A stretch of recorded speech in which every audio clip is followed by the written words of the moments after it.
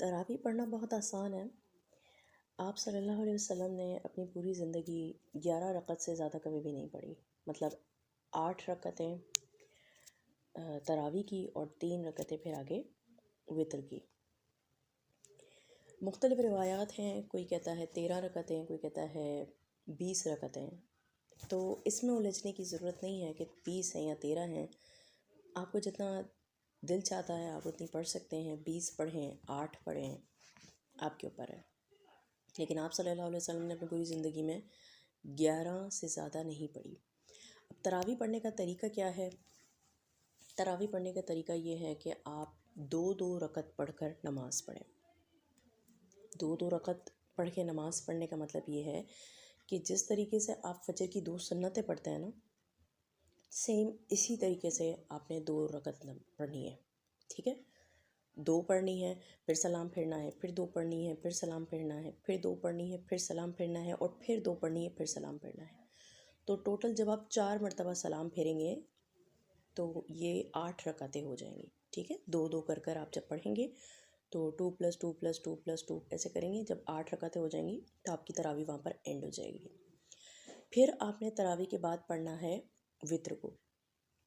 وتر رات کی آخری عبادت کو کہتے ہیں، جو کہ آڈ نمبر کی رکعت ہوتی ہے کہتے ہیں۔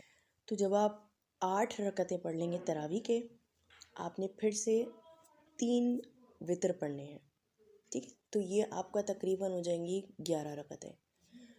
وتر کے بعد آپ کی نماز ختم ہو جائے گی اور یوں آپ کی رکعتیں بھی مکمل ہو جائیں گی۔ وتر جب آپ 3 وتر پڑھیں گے تو یہ بالکل ایسے پڑھنے ہیں جس طریقے سے مغرب کی نماز ہوتی ہے، بس فرق اتنا ہونا چاہیے کہ مغرب کی نماز میں ہم 2 رکعتیں پڑھنے کے بعد اتحیات پہ بیٹھتے ہیں، اتحیات پڑھتے ہیں اور پھر کھڑے ہو جاتے ہیں 1 رکعت پڑھنے کے لیے، جبکہ جب 3 وتر پڑھے جاتے ہیں تو اس میں صرف جو بیٹھنے والا پارٹ ہے نا 2 رکعت کے بعد، وہ اسکپ کیا جاتا ہے اور ڈائریکٹ 2 رکعتیں پڑھی، کھڑے ہو گئے، تیسری رکعت بھی ساتھ ہی پڑھی اور پھر سلام پھرا۔ تو بیسکلی جس طرح مغرب کی نماز پڑھتے ہیں سیم ویسے ہی پڑھنا ہے، بس اسکپ جو 2 رکعتوں کے بعد بیٹھنے والا پورشن ہے آپ نے وہ اسکپ کرنا ہے۔ تراویح میں قیام کو لمبا کرنا ہوتا ہے۔ آپ یہ کر سکتے ہیں کہ جب آپ نے سورہ فاتحہ اپنی 2 رکعت میں تراویح کی، الحمدللہ پڑھ لی سورہ فاتحہ، اب آپ اس کے بعد قرآن سائڈ پہ رکھ کر اس سے دیکھ کر پڑھ سکتے ہیں۔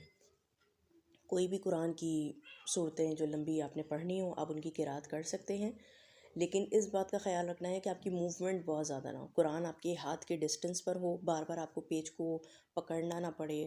تو سائڈ پہ ایک رکھا ہوا، کیونکہ ایک صحابی تھے وہ اس طریقے سے نماز پڑھایا کرتے تھے، تو نفلی نمازوں میں ہم قرآن کا یوز کر سکتے ہیں۔ ایک طریقہ تو یہ ہو سکتا ہے، لیکن خیال اس بات کا رکھنا ہے کہ آپ کی موومنٹ نماز میں زیادہ نہ ہو اور آپ کا فوکس نماز پہ ہی رہے۔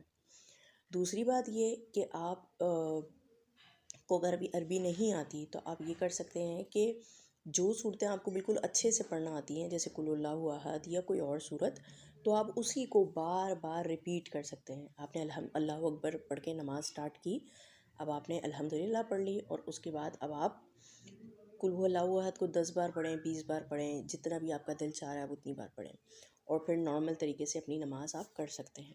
کیونکہ مقصد یہ ہوتا ہے تراویح کا کہ آپ کا قیام لمبا ہو، آپ لمبی عبادت کریں، تو یہ طریقہ ہوتا ہے اس کو پڑھنے کا۔